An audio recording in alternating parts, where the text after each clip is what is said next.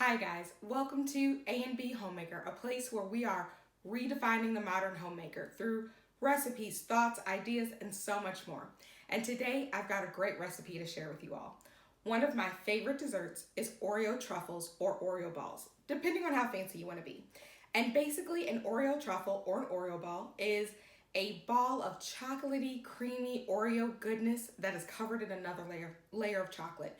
It's just hard to go wrong. And the fact that it's so quick and simple and easy to make, and it is a crowd pleaser. Whether you are just in the house by yourself or you are taking them to share with a game night, a family movie night, whatever you've got going on, Oreo balls are going to be the solution and they're going to be a hit.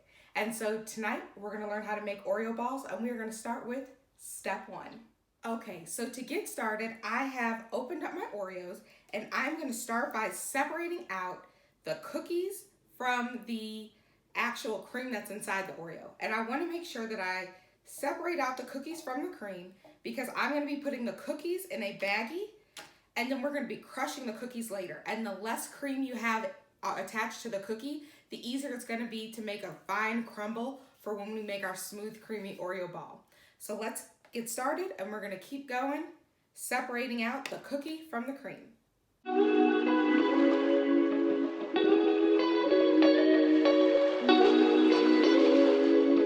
Okay, so now we have completed step one. I've got all of my cookie halves in one bag, and if you'll notice, I took all of my cream and I put it in a separate bowl, and I set that to the side because we are going to use it later on. And so for now, we're going to move on to step two, which is now that I've got my cookie halves separated out from the cream and they're in a Ziploc baggie, I'm now going to proceed to crush the cookie halves into as fine of little cookie crumbles as I can. And so I'm just going to make sure that before I seal the bag that I've gotten as much air out of the bag as I can. And then I'm going to straighten my cookies out, use my rolling pin, and I'm just going to start crushing my cookies. And again, I'm going to crush them because I want them to be super fine. Because the more fine your cookie crumbles are, the smoother and the creamier your Oreo ball is going to turn out. So, here we go.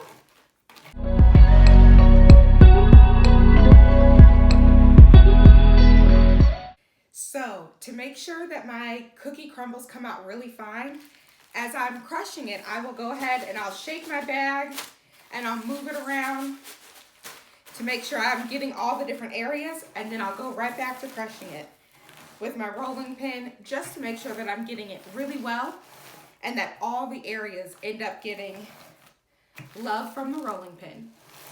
Just a little pro tip. So now that our Oreo cookies are in nice fine crumbles with no big pieces, I'm going to combine our Oreo crumbles, our cream that we took out of the center of the cookie, and some softened cream cheese. And I'm going to mix it all together.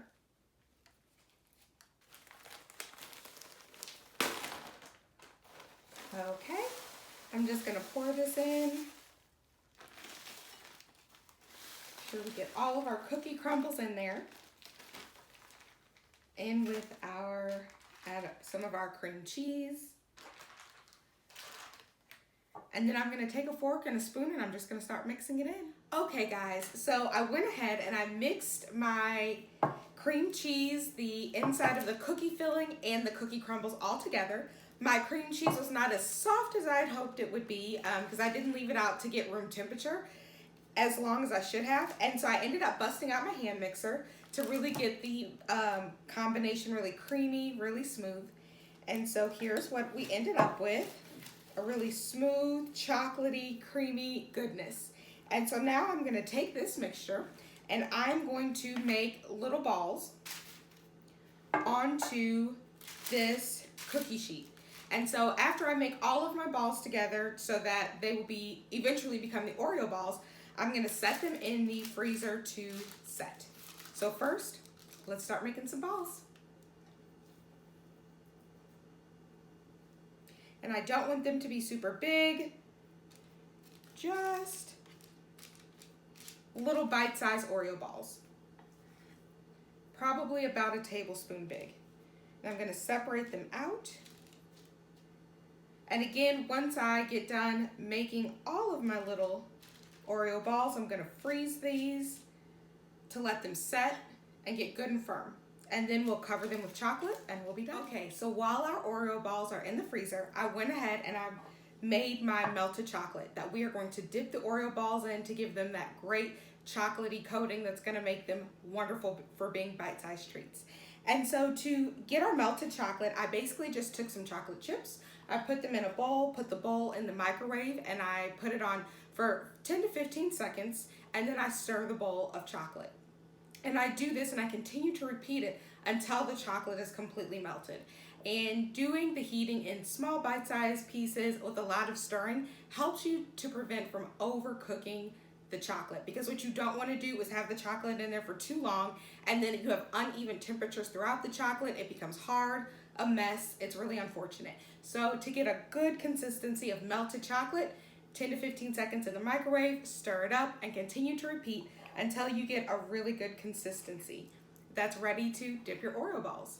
And so now we'll go ahead and we will take our Oreo balls out of the freezer, dip them in our chocolate, and have a delicious treat. Okay, so now we've got our Oreo balls out of the freezer. It's time to dip them in the chocolate for our almost last step. So I'm just going to take one of the balls. I'm gonna dip them in. I've got a lovely little fork here. I'm gonna make sure that they're good and covered, fully coated in the chocolate before I take them out. And then I'm just gonna set them back on the baking sheet. And I'm gonna continue to do that for all of the balls until they're all covered. And then we'll put them back in the freezer so that this last outer layer of chocolate can also solidify. And then they will be ready to eat. Yum.